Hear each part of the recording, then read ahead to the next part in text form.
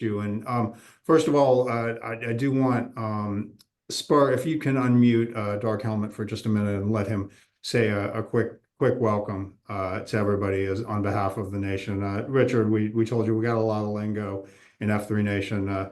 Frank Schwartz is what we call our Nantan. It was stolen from a book called The Starfish and the Spider that was published back in 2000 time frame, and it refers to sort of Native American position of sort of a leader who does not have any actual executive or legislative authority, but leads by example and persuasion. So Frank is our current Nantan. He is the third Nantan of F3 Nation. And so Frank, if you just want to say a word of welcome or two, that'd be awesome. Absolutely. Honored to do so. Thank you, OBT. One thing that you don't know about the term Nantan, I actually did some research on this. One of the things also is that that person is typically incredibly handsome. So now you know. No, it has great hair. That's right. Yes, and it has great hair. First of all, I want to say just before we get any further, a huge thank you to Richard Reeves for doing this. This is we always love to run into semi-famous-ish people, which is pretty awesome. And so we know that you got a lot of things on your plate to take the time and come talk to us about this. But while it's nice to meet people who are well known in the world, it's even nicer, I think, to meet folks who are on the same mission. And I believe that Richard is very much on very much the same mission that we are, which is to help men. To help men to overcome the things that keep them from being who they're supposed to be, and so I'm really, really grateful that you would join us. I'm very, very grateful for all the men who have joined us so far.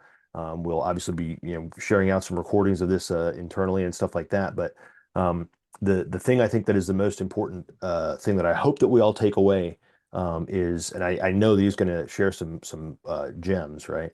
But that we can take away some things that we can do that are actionable, that we can see and take in our individual regions, right? Because there literally is nothing more important in my mind. Now, am I a hammer looking for a nail? Probably. Fair, right?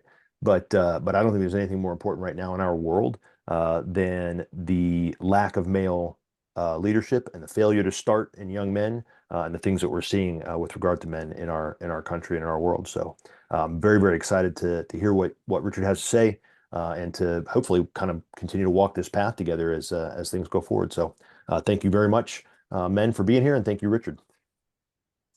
I'm going to hand it to Scar you right now, and he's going to do a quick introduction of Richard, and then I'm going to say a quick word, and then we're going to let him talk because you're all here to hear him talk and not us. So Scar, take it away. Make this quick. So my name is Mark Rubenstein. I'm 51, and my F3 name is Scar U. That's how we announce ourselves when we get together in the gloom. First, I wanted to start by welcoming all the PAX, our guests, and any friendly new guys in the audience, and of course, Richard Reeves. We're so grateful that you're all here with us. Thank you, Richard, for taking the time to join us and lead us in this conversation that we've entitled The Next 43, F3 and the Rising Generation of American Males. OBT, myself, and many others on this call have been following Richard's work for the last number of years. We were captivated by his 2022 book of Boys and Men, Why the Modern Male is Struggling, Why It Matters, and What to Do About It, which was described as a landmark in the New York Times and named a Book of the Year by both The Economist and The New Yorker. Richard is president of the American Institute of Boys and Men, which he founded in 2023 to raise awareness of the problems of boys and men and advocate for effective solutions. That's one of the reasons I really love reading his work, because it's not just doom and gloom. It's like, what can we do about it? Richard writes for a wide range of publications, including the New York Times, The Guardian, National Affairs, The Atlantic, Democracy Journal, and the Wall Street Journal. Now I'd like to pass the mic to our founder, OBT, for a little more on the next 43 feet before having Richard address our F3 community. And again, thank you.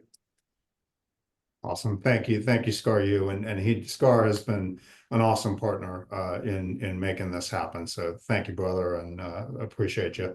Tim Whitmire, OBT, and I'm 54 years old.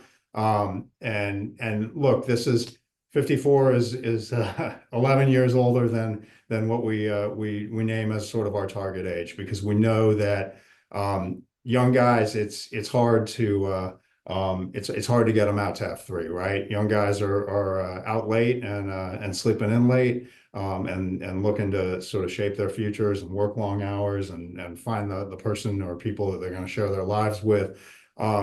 And then, you know, they're building their careers in their 20s and 30s, and they're maybe getting married or partnering up or and having children and raising those kids. And so 43, as we found out kind of the first summer we were doing F3 in Charlotte and going around the circle of trust at the end of the workout, 43 was the magic age when we were getting guys in there, and what we were putting in front of them had the most relevance to their lives. And so that kind of became the keystone for 43, building the movement 43 feet before we drove on it, which is what Dread is famous for. But the reality is that if we don't get them until they're 43, we don't have a chance to necessarily influence them when they're in their 20s and 30s and in those formative years that Richard is writing about so poignantly right now. And so what we wanted to do was have Richard on and have him talk about what's going on with guys in their teens and 20s and 30s right now. And first of all, how we can potentially influence them, right? And reach out to them at those tougher ages right now, knowing that they won't be arriving in the gloom necessarily until they're 43. And then also as a movement, how we can prepare ourselves to meet them when they do show up when they turn 43, whether that's in 2043 or whether that's in 2033 or whenever. So really we're focused tonight on the next 43s. We're already here in the circle of trust. How do we be prepared to meet this next generation? So with that, I will let Richard take it away and talk about what's going on with young men and boys in our country. Thank you, Richard. Really appreciate you. Thank you. Yeah, that was such an amazingly kind introduction. I want to thank all of you for showing up. I love just looking at the different places. I can see all the men in here. You know, I can see some of you are driving, some of you are pulled over, some of you are working. I think I see someone in his garage, and like there's a lot going on here, right? And so this is just great in terms of showing up. I really appreciate it. And for the work you're doing. I've learned a little bit about your organization, and I guess my big question is, do I get a nickname after doing a PowerPoint presentation, or do I have to do the workout? Does this count? Not one that you would like. Okay. At a workout, you'll get a Well, cooler one. After a PowerPoint, No PowerPoint. Okay. You gotta No, that's right. That's right. Like the headlock is we call it the emotional headlock. That's or like a that's nerd, something to do with a nerd. I'm sure it's coming my way, but that's okay. I have to own it. So I'm Richard Reeves. I'm 55, so I'm even a bit further away from the target market. And what I'm going to do is just set out some statistics as kind of my happy place, but I also really want to do that in a way that leaves plenty of time for questions and answers, and just so as not to bury the lead, although my work is mostly focused on drawing attention to many of the challenges that a lot of men, especially young men, are facing, and trying to come up with like policy solutions, whether that's at a school level, a school district level, a state level, government level. It's also about just trying to basically create a movement, but a movement that's grounded in non-zero-sum thinking, that's grounded in the facts, and above all is grounded in empathy and compassion.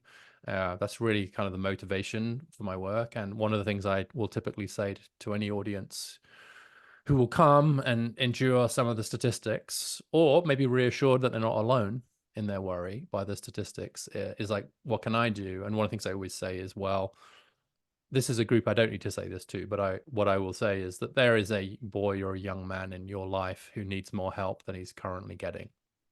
And he may need to be asked twice or 3 times, but it's your job to find them and look them in the eye and say, how you doing? And then know how you doing really, and be there for them. So that's the kind of through line of the work I'm doing. So what I'm going to do, I will share some charts. Like the thing is, like I'm a scholar by background. I've worked in the UK government. I've worked at Brookings. I now have run this own think tank. But like charts and data it's my happy place. It can sometimes be a thing to hide behind, so I'm aware of that. But I use charts when my wife asks me how my day was. I'm like, well, what do you mean? Standard deviation, median? And then I just say, like, well, but if you just followed me on social media, you wouldn't have to keep asking this question every day. Like, it would save so much time over the dinner. Just follow me. Like, what's going on here? But I will share a little bit, just to ground the conversation. And some of this is pretty sobering. And I'm going to mention some issues around mental health, and some issues around suicide. So just to be clear that that's coming for everybody. So I've said a wake up call. You guys don't need waking up, but it sort of occurred to me as a kind of a cute way, given what time I gather you typically get up. 5:30, I think, is the average. But in some senses, that gave me this thought that this is really what I'm doing in a lot of my work, is just generally trying to, through media, through the outreach, to do more work. And I will say, Dark Helmet, I want to thank you for suggesting that even semi-famous would be a reach. Honestly, not even sure I'm a household name, in my own household. But nonetheless, I'm trying to do the work, and some of that is public. So if you've noticed, I appreciate it, and I thank you for sharing the message. This is the book. I think it's important to note, just in this context, the book is published in 2022. So I was looking for publishers in 2020, and I was turned down by every publishing house in the US. The subject matter was seen as too sensitive, too controversial. Fast forward 4 years, and you've already heard a little bit from Scar, some of the accolades. And this is kind of bragging for a purpose. This year, it's also made it to Barack Obama's summer reading list. And I've recently been singled out by Melinda French Gates for a $20 million grant to spend on boys and men as part of her gender equality work. So it's a short way of saying 4 years can be a long time, and that the permission space around this issue is really growing. But that's because of the work, as much by just in every household, in every workplace, in every community, in every church, that I know you're all doing, as it is from the books and the New York Times and all that stuff. So this is a moment for the building of a really positive movement for, by, and on behalf of boys and men, in a way that I just don't think we've had up until this point. So that's the book. But then I wasn't satisfied with the book. Of course, I'm one of these people that thinks what we need is a new think tank. That's what America needs, more think tanks, especially led by people with a British accent. I will just say, it was last week, I think it was when I was on a prep call with some of the folks here, that it was actually the 8th anniversary of my citizenship birthday. So I'm very proud to be a US citizen now. I love this country. I have American wife and Anglo-American kids. And it was very interesting that when I created the American Institute for Boys and Men, a couple of funders said, well, do you have to say American? I don't know, that just sort of codes a bit conservative. I was like, are you kidding me? Then in that case, we definitely have to call it American, not because I want us to code conservative, I want us to code nonpartisan, but just because the whole idea of being proud to be an American is a partisan issue strikes me as an incredibly dangerous idea. And so obviously it is still the American Institute for Boys and Men. And we're doing nonpartisan work. It's very fact-based. One of the internal mottos of the Institute is keep it boring. And when one of my sons heard me saying that to my wife, is that we have this motto now, keep it boring, he said, well, you're the man for that job, Dad. Which was, this is what I'm saying, this is what I have to deal with over the dinner table. But he's right. Like, I do think there's a certain intentional straightforwardness to this work. I don't mean that it's boring in the sense that it's like insignificant, quite the opposite. I mean that we should be better at just treating this as a straightforward issue. It's not a culture war issue. It's not a controversial issue. It's just an issue. And so I take it as a compliment in some ways. And people say, like, our work is just kind of pretty straightforward. And also in the tone. I think tone really, really matters here too. And I would just say that's one thing. I really discovered this, that when you're doing this work, that I just was on Chris Williamson's podcast. Some of you'll know it's called Modern Wisdom, for the second time. It hasn't dropped yet, but we had an argument at the beginning, and the argument was why do you talk about the fact that we still need to do more for women and girls? Why are you always so have to be so even-handed? Why do we have to ask for permission to talk about boys and men? And I said, well, because tone matters, framing matters, and unfortunately, it's very easy to dismiss you if you're coming across as kind of mad, or that you've got an axe to grind, or that you've got some sort of grievance, right? And it just sends the wrong energy. And I'll give you an example. I was at a conference where this guy who I know was making the argument for an Office of Men's Health, because there's a men's health crisis, which I'm going to talk about in a moment.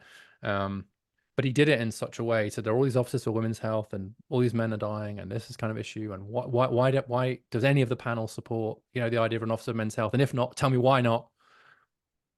And this young woman who was sitting next to me said, I had to keep reminding myself that I agreed with him, because his tone was so aggrieved that her cortisol level went up. She's a young woman. And what she's hearing is anger and his kind of frustration. And to be clear, I think a lot of his anger and frustration is entirely justified by the facts, but it's very, very unpersuasive, especially to women.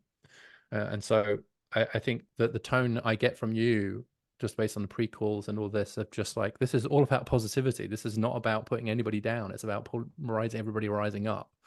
And I'm not angry. I'm excited and optimistic. I'm concerned, and I'm doing outreach, but this work is in no place coming from a position of anger or aggrievement or any of that. I think that's incredibly important. I also think it's important. Someone just gave me this soundbite literally on the last call I was on, where he said, research is very often me search. And what he meant by that was something I often say, which is that scholarship always has an autobiographical element to it. So I'm the father of three boys, who are George, Bryce, and Cameron. They're 28, 24, and 22. They've been raised in the UK and the US. This is them in North Wales. And actually, this was on a boys' trip for the last year, where we went to North Wales, where my mother is from. I'm half Welsh. And so my mother is from a town called Blaenau-Ffestiniog, which was the biggest slate producing mine in the world for a while. And we found and it's where my relatives have worked for at least 7 generations. And with my sons, we were able to find the gravestone near the slate mine of their great grandfather, who was from the area. And for boys in their 20s, actually, it was an incredibly moving experience. And we went down to the mine, where so many of our family kind of worked. And so that's where this picture is taken, Blaenau-Ffestiniog in North Wales. And then the son on the right, Bryce, he's my middle son. And I've talked about this publicly with his permission, that he's someone who really struggled in the mainstream education system. He struggled, just graduated high school, found a way to a UK university, but it wasn't randomly chosen. It was Cardiff University, where my parents live in South Wales. And the reason for that is because he wanted to be near his 9 and grandpa. And he said to me that he struggled quite a bit with his mental health as well. And he said to me that some days when he would wake up and he would be struggling to go get himself to class and, get through the day, he could look to the north, and a couple of miles to the north, there was this tower, and the tower was in a Victorian hospital that was next door to where my parents lived. And he said, I can look north, and I can see that tower. And I know that's where 9 and grandpa are. And I know that grandpa will come if I need him. And that knowledge helped him through college. His grandfather would come if he needed him, right? This doesn't end with parents. Sometimes it's grandparenting too, right? And I hope that one day, if I'm lucky enough to be a grandfather, that one of my grandsons will say that about me. It takes not just a village, but it takes lots of generations. So he's, as I said, he struggled, made it through. He's doing much kind of made it out, and he's just started work. Absolutely loved it. He's now a Baltimore City public school teacher. I did make the joke back to him, which is that you do know that you will have to go to school now, right? It's not optional anymore, right? He wasn't brilliant at attending, but now he's a teacher very well. So I mean, I could not be more proud of this kid. He's just come through it, zigzagged. It can be a journey. Sometimes you've got a lot of patience. It takes time and love, but wow. And you should see him in front of a class of kids. Just the wind in his sails is something beautiful to see. So, as you can tell, I get emotional. The other reason I'm motivated by this work is because it's just like, this is a quote from C.P. Scott, founder of the Manchester Guardian, where I worked at the Guardian for many years, which is, comment is free, which is still the name of the op-ed page there, but facts are sacred. And just grounding this in some facts is incredibly important to me. Even if we disagree about whether they matter or interpretation, or whatever, let's just get some of the facts out. And there's just not enough attention paid to the problems of boys and men. And then, as I've said before, but I will say again, this is not a zero-sum game.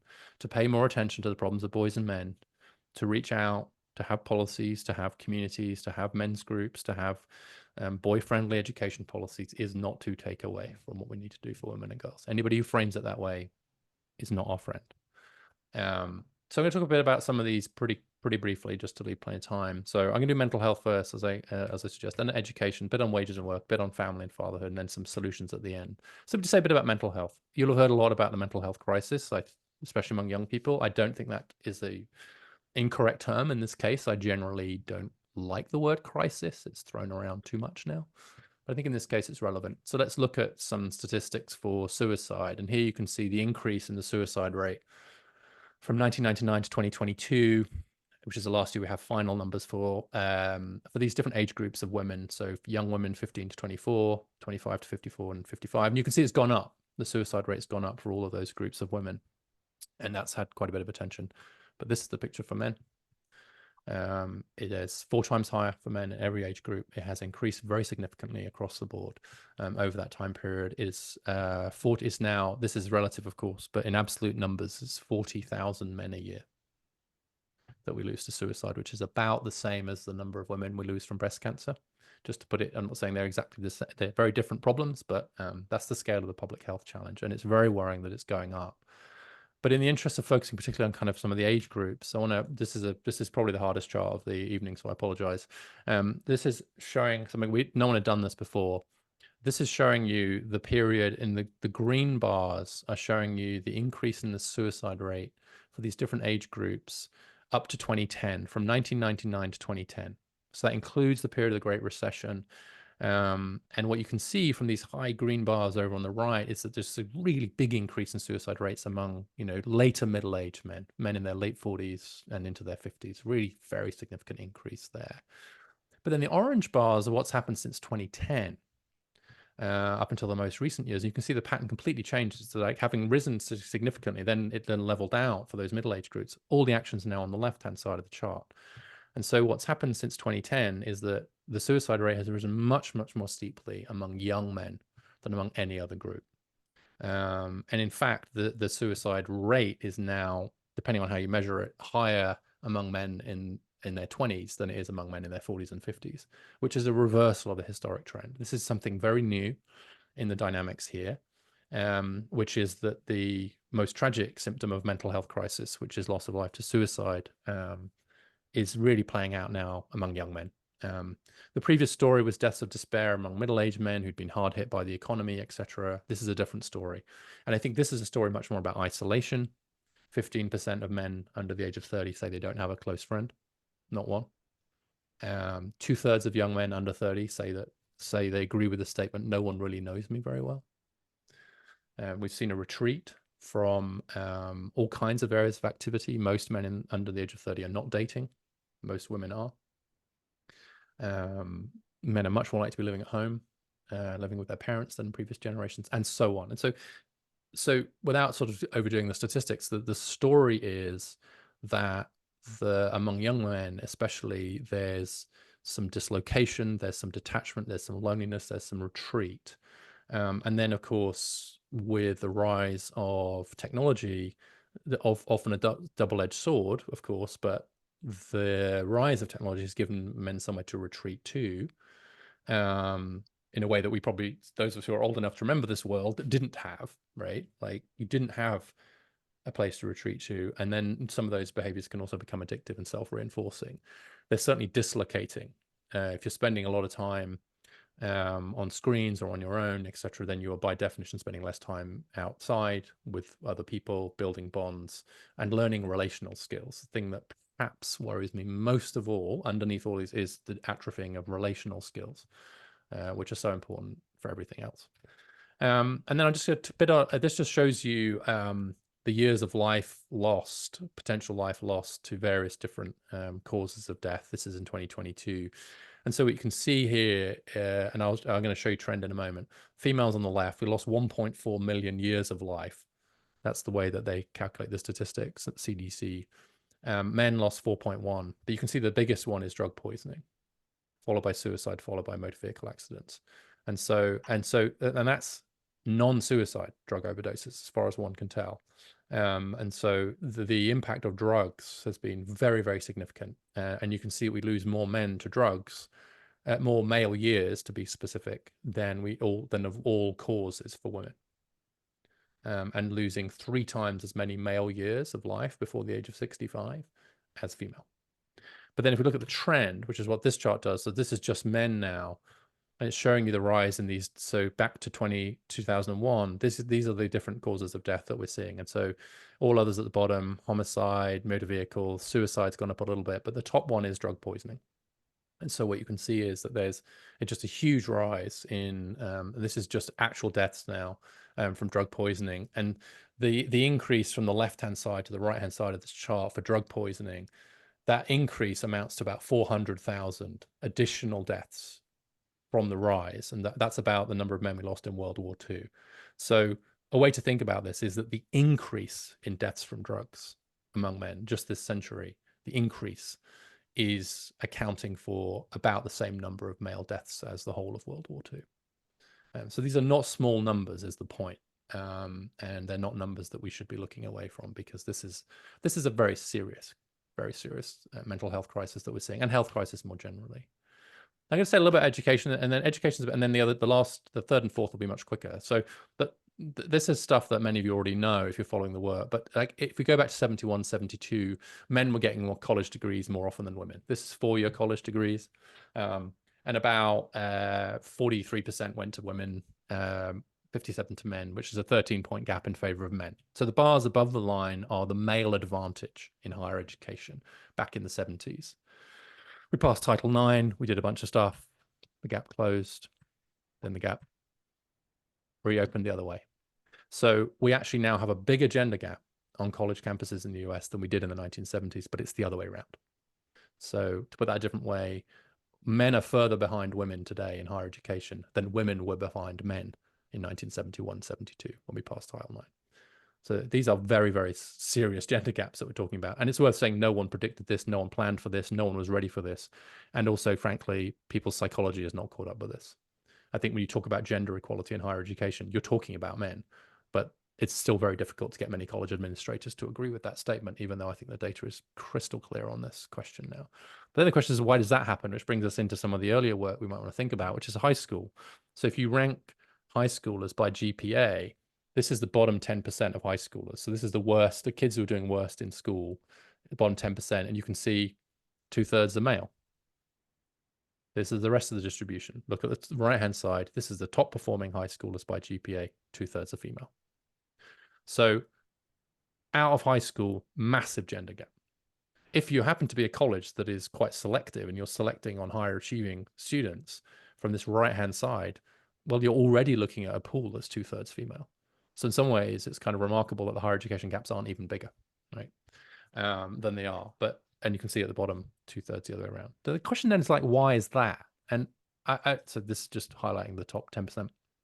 I think a lot of this is about timing of development and just kind of recognizing that there are sex differences of various kinds. And one of them is in the timing of development of certain skills, because it's worth saying there is no gender gap on the SAT or the ACT. There's no gender gap on standardized tests, but there's a big gender gap on GPA. So what does that tell us? Well, it tells me that girls are not smarter than boys, or vice versa, in case that needs saying. But there's something different about girls, which means they're getting higher GPA. And of course, GPA doesn't just measure smarts. It measures something very different, right? It measures organizational skills, future orientation, etc. So I'm just going to show you a chart of development. So this shows you for girls from the age of 10 to the age of 24, impulse control and sensation seeking.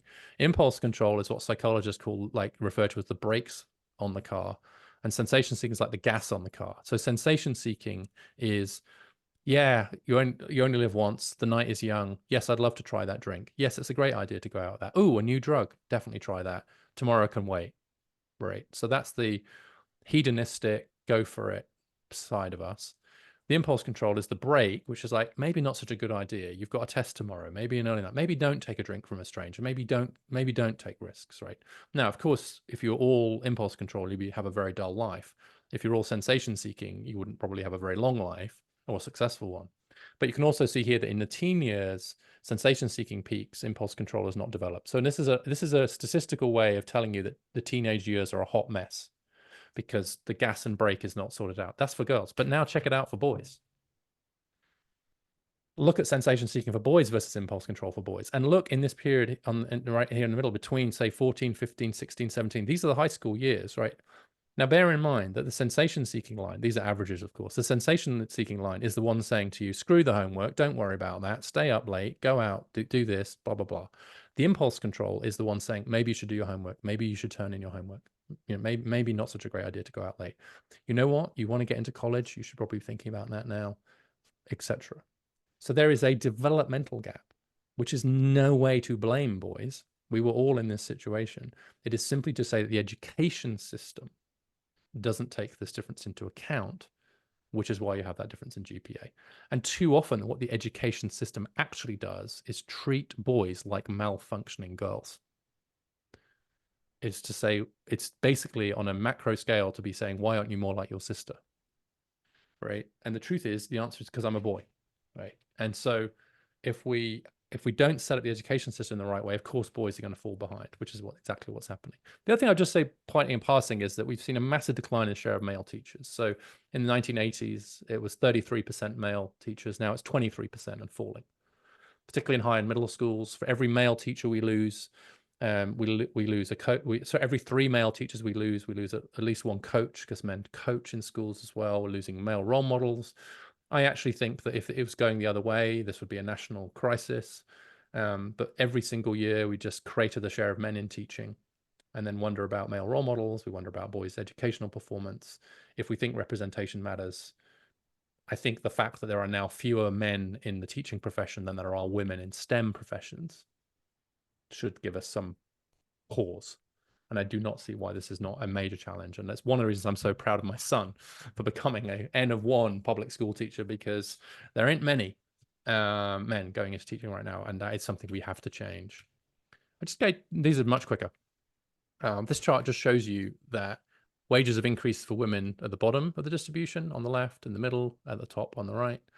For men, they've only really risen a bit at the top. And so in other words, this is telling us that for higher wages, men have actually seen a little bit of increase in their wages, but most men have not.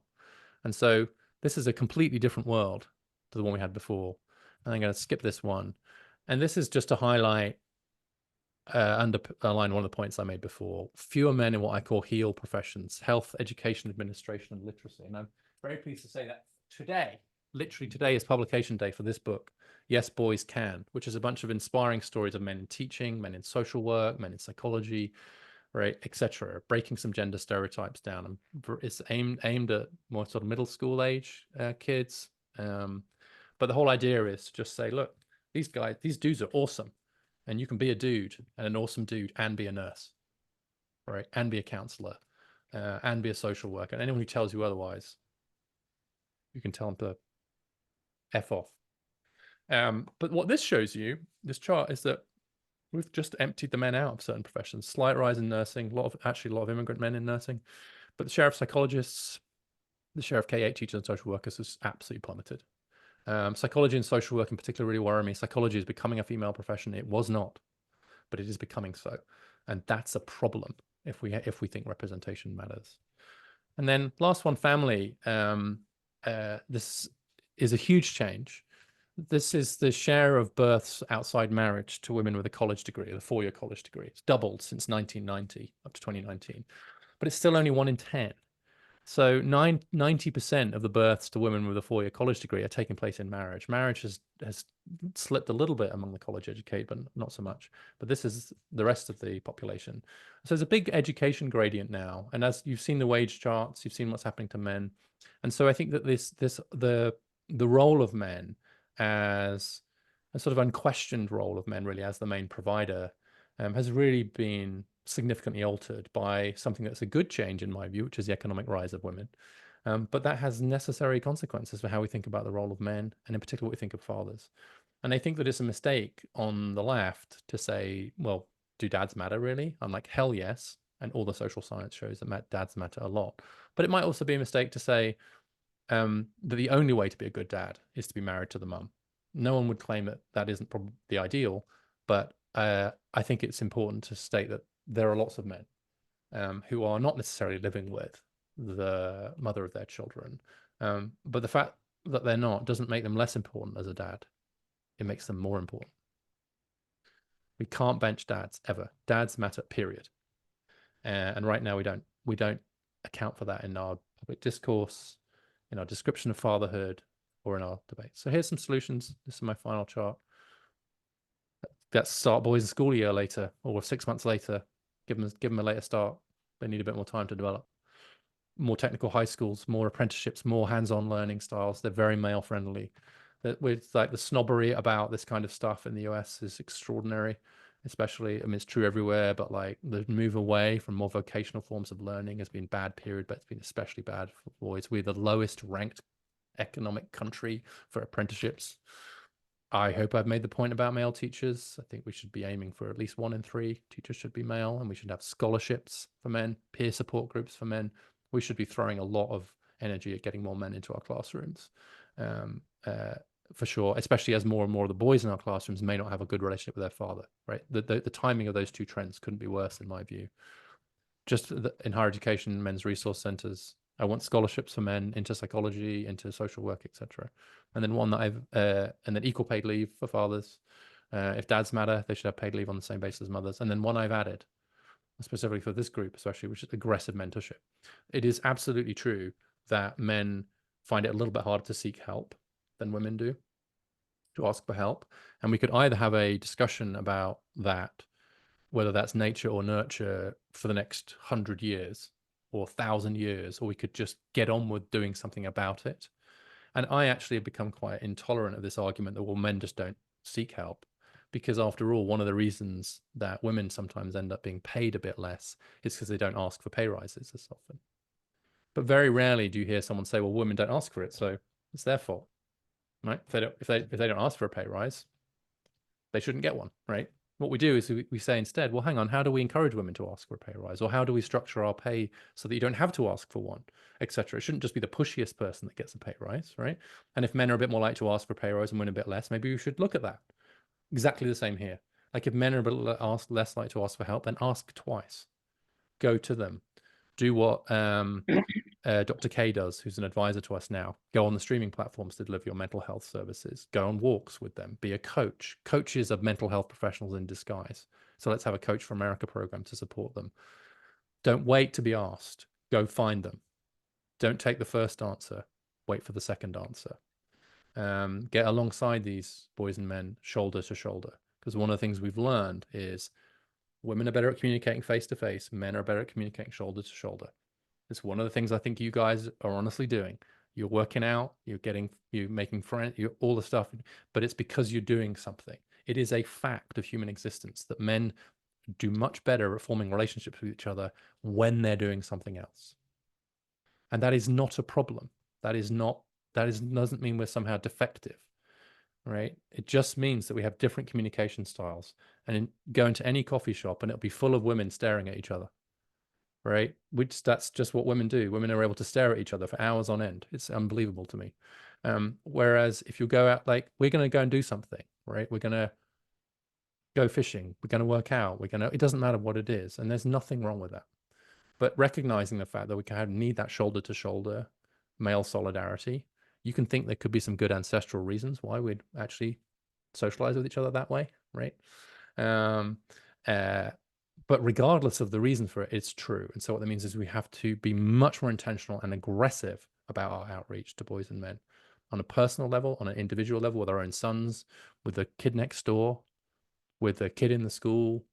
But on a policy level too, it means that we just need to be doing a better job of reaching men where they are, reaching out to them, rather than basically folding our arms and saying, well, if they don't want help, what can you do? You can take a horse to water, etc., and all those cliches. And so that's an individual responsibility as well as a social one.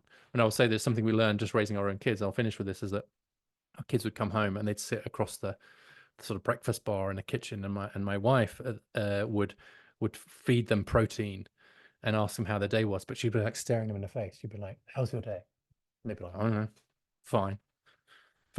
We'd be looking like this. And then later on, we'd be in the car, or we'd be gaming, or we'd be playing basketball, or whatever it is we were doing. Oh, she could be doing it with them too. And then they say, oh, this weird thing happened today. Oh, what was that?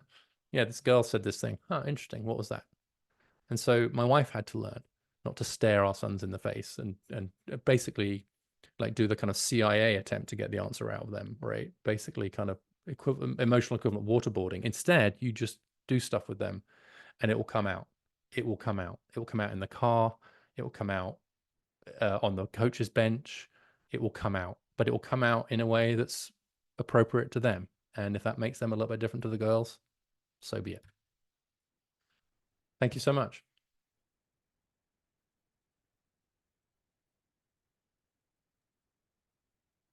Hey, Spar, do you want to scroll through the chat and kind of pick out your favorites from among the questions that were posted there?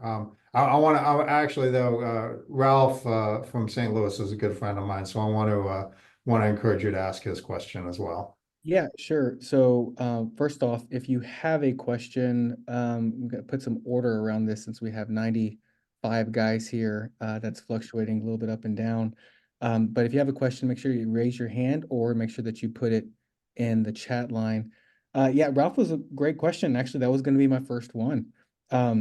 So what happened when you took the book, Richard, and it went from unpublished to being the basis of a think tank and a $20 million grant? And what did you sense a cultural shift? Was it how you framed it? And I guess taking a step back, you know, from an F3 perspective, a lot of people think the issue of male loneliness is like an untouchable issue. And I think we want to learn from your experience so we can get a better understanding of how we're framing our story as well as the story of young men overall. Yeah, well, I think those two parts are related because how do you make an untouchable issue into a touchable issue or even a necessary issue? And I think first of all, in my case, lead with the data. Just say, look, here are the facts. Right? I'm not making this up. This is not based on a conversation with my friend. And actually, I think what happened was partly because of the framing, and I worked very hard to make it kind of non-zero sum. But in some ways, it turned out to be quite validating for a lot of people, I think, because they're like, oh God, it's not just me. All right, it's not just my brother, it's not just my son, it's not just like, actually, okay, this is a thing, right? So in some ways, that's a kind of form of cognitive behavior therapy. It's just to sort of reassure people with charts that you're not alone, right? In having this problem. And so I think that was reassuring. I do think the timing was an issue. Honestly, I think when I was trying to get it published was the heat of a particular moment in cultural history when just things were very, very political, let's put it that way. And I learned a lot from it. I learned that this is landing this plane is going to be difficult, right? In a way that will get the kind of audience that I want it to. But I think that, honestly, I think that the truth is that it's true. And if it's true and people think it's true, what I think was happening is that people were relieved that I was creating a context within which they could have this conversation safely without fear that somehow by talking about it meant they'd gone off to the dark side, however you want to define that, right? And I think that's important, right? This is an issue that I now think actually people are too wary of. I almost think now there's a lot more permission around these issues than people think there is. Of course, there'll always be some people that will criticize, but generally speaking, like I think that I don't know I'd be interested to know what your reactions you're getting to people, but like very few women now are going to say that having men's groups or working on behalf of men is a bad thing, right? Very, very, very few women are going to say that. And I'll go as far as to say, I think we could safely ignore them. Right? Because like everyone knows that this is an issue, I think, if they're serious about it. And they welcome positive, good faith efforts to address it. And if you're leading, start with facts and end with empathy. Anybody doesn't think some of the things I just shared are real problems. I don't know what to say to them, but the truth is they do, because it is. Good stuff. Thank you. Here's another question. I'm going to reframe it. So for F3, it stands for fitness, fellowship, and faith, right? So our third F stands for faith. How would you summarize the faith of young men as you have studied? And when we say faith, it's not a religious belief. It's more about believing in a higher cause. So in the higher cause of the young men, what are some of the things that they think about based on your studies? Well, it is interesting just to be a social scientist again for a moment that for the first time ever, men are more likely to go to church than women. It's always, the gap has always gone the other way. Now, that to be clear, that's because it's dropped faster among women church attendance, but nonetheless, and you're starting to see, I'm Eastern Orthodox by conversion, and we're seeing a lot of young men actually coming in to our church. I was at a church in Austin. Don't know if there's anyone here from Austin. There's an Antiochian church, St. Elias, and there were so many young men in there. So I talked to the priest afterwards. He said, "Yeah, they're just like we can't fit them in." And I said, "What's going on?" Like, because it's not the easiest church in some ways. And he said, what a lot of pastors and other people said to me is like, a lot of young men are hungry for purpose and meaning and structure. And we've had 2,000 years or so of providing meaning and purpose and structure. So we have a bit of a head start. And I think that's a lot of what's happening. I think it's just this hunger.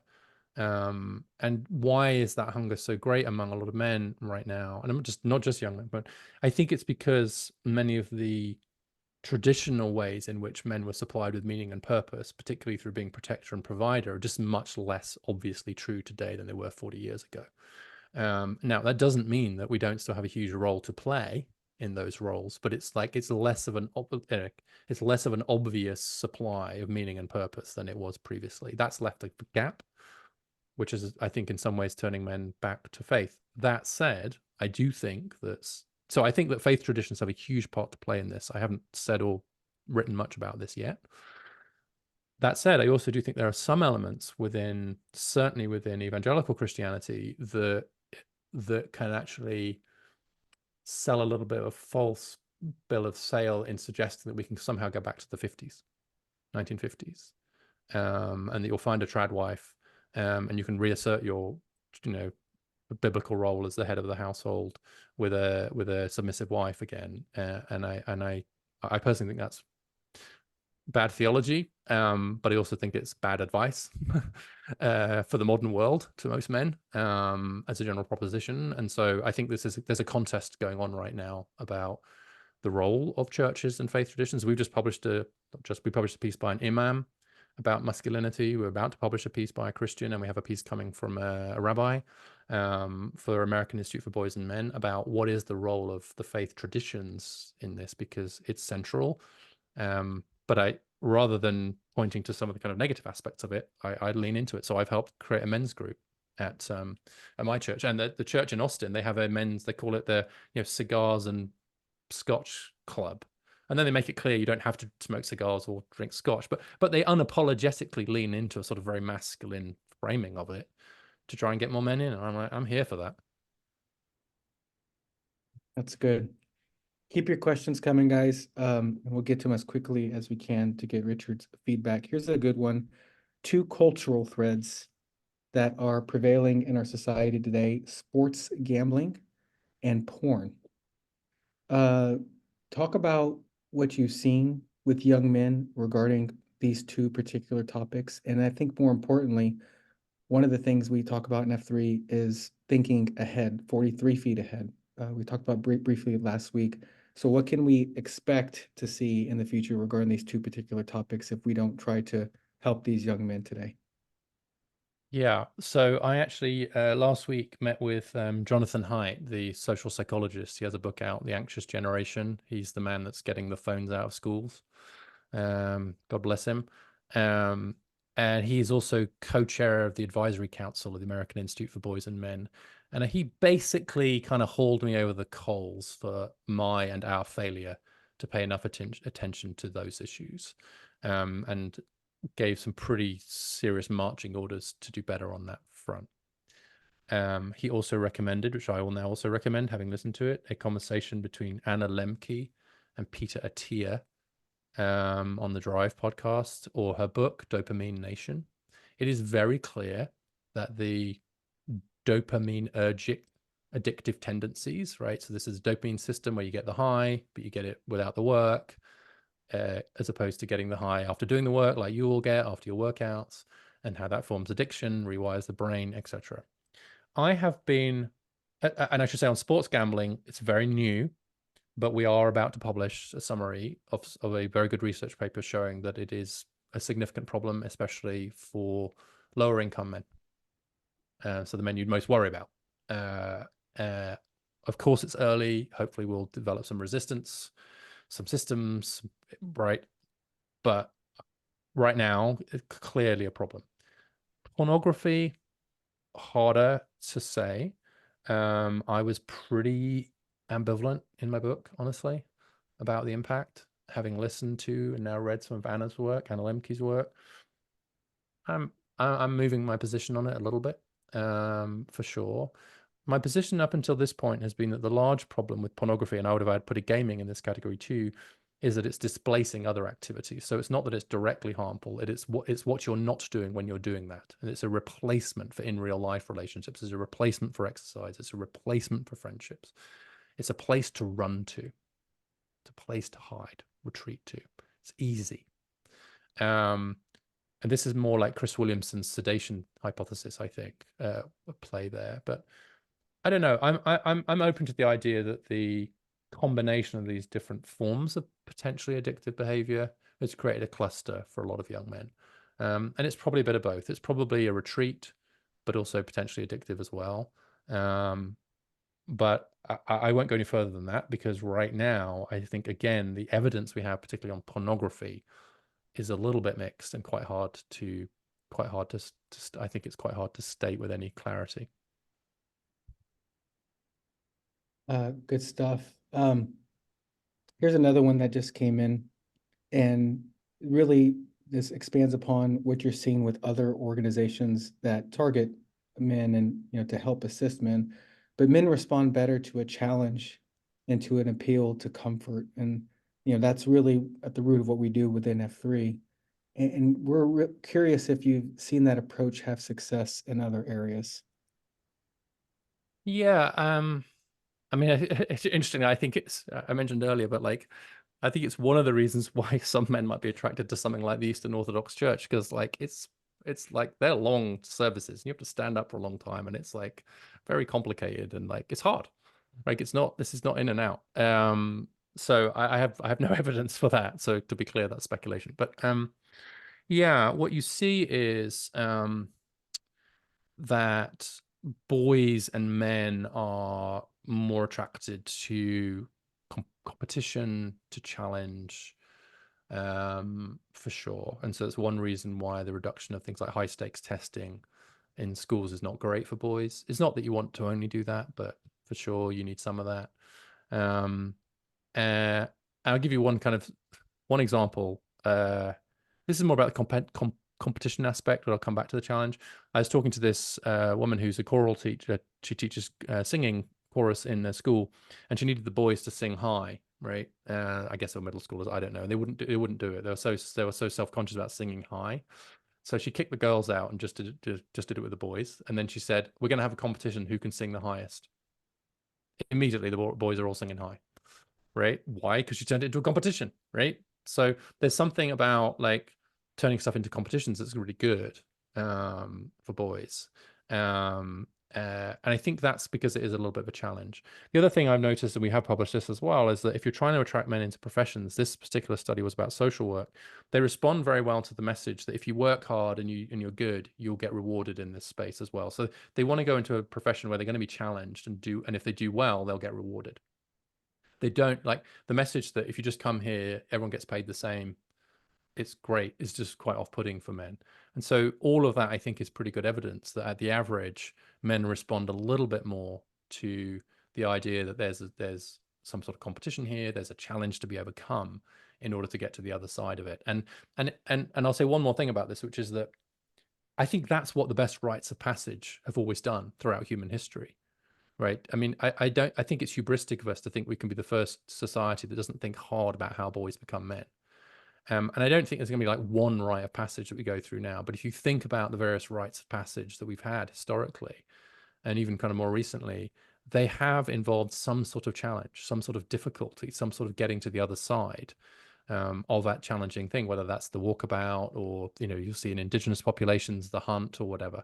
And so I'm not suggesting we do all of those things, but I am suggesting that we should think hard about those transition moments in the lives of boys and young men, and involving some as safely, of course, as safely as possible, right? It's not always going to be safe.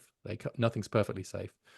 It's why I am very outspokenly against the decision of the Boy Scouts to go co-ed, because I think an all-male space where you could then progress through the scout movement through various challenges, certainly for me, and then as a leader, was incredibly important. And I'm afraid that a co-ed environment will just be a little bit different. Good stuff. Okay, couple things. I'm going to hand this off to OBT. Number one, logistics for where you and the rest of the PAX can get this information. And then number two, I'm going to hand it off back to you, Richard, to get some more contact information or how we can follow you. But for the men on the call, thank you for spending an hour of your time. We really appreciate it. I think this is a very important topic. So we are recording this event, and we're going to cut it and figure out where we're going to post it. But check the Slack channels to make sure that you know the latest and greatest. But we are recording it, and we will get this out to more men. Richard, last question for you, and then we'll close it with OBT. If these men want to follow some of your work or some of the work that you've referenced, what's the best way to do that? Well, first of all, thank you for all of your time and for your attention, which is the scarcest and most precious good, of course, in modern society. And to thank and bless you for the work that you are all doing for yourselves and for each other and for the boys and men in your lives. This is how the work happens, and I'm really moved by what you're doing. So thank you. The AIBM.org, this American Institute for Boys and Men.org. I'm at Richard V. Reeves on X. You can also reach out to me on LinkedIn. The same handle. We have a newsletter. Please, if you do go to AIBM.org, we have a monthly newsletter. We're growing our audience that has latest research papers, what we're up to, the latest stuff we've been doing in the media. Is a really good way to keep in touch with us. We're building a community slowly around this work on our side, and so I'd love to be able to join forces with as many of you as possible. So thank you again. Awesome. Thank you. OBT. Awesome. Well, Richard, thank you. We're so grateful for your time. It's it's all of our most valuable resource, but yours in particular. Guys in Eastern Tennessee, that is where Richard hangs his hat these days. So Knoxville and F3 Chattanooga, where to begin the headlocking. We're going to try and get them out to a workout soon. Richard, I'm very grateful for your engagement on this topic and for all the work you're doing. This was great wisdom that you shared with us today, and thank you for that.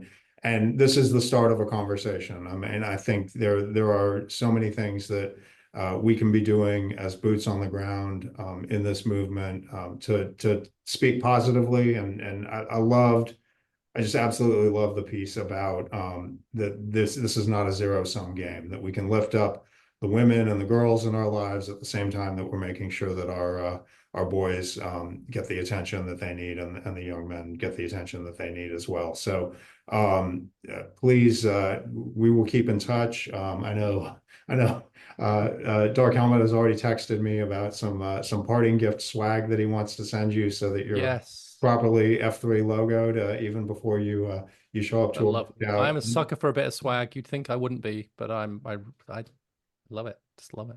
Awesome. You got me at swag. And thank you again for all your work.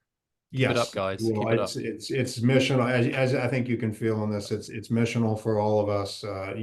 Dave Redding, who I should name check here as my co-founder.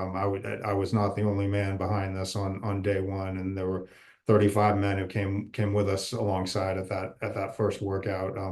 we kicked a rock that started an avalanche, not even knowing what we were doing, but this was always very much a purposeful mission for us. And the idea was to get this model of working out and dealing with the issues of fitness and fellowship in front of as many men as possible. And we've been grateful for all the men who have come alongside us and been leaders themselves in it. So thank you for coming alongside us for this. And we look forward to being in a circle of trust with you sometime soon. So thank you, brother.